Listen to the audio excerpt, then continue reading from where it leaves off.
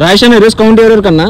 చందుకి శ్యామ్ కి 6 బాల్ 2 6లు. Chandu bowling, Shyam batting. శ్యామ్ కొట్టేస్తాడు అనుకుంటున్నా. ఓకే అన్న. Okay. First over first ball Shyam versus Chandu. Oh first ball in the air 6 వెళ్ళిద్దా? 6 runs. First ball 6 runs. Second ball oh bounce లేదు, బాల్ వెళ్ళలేదు.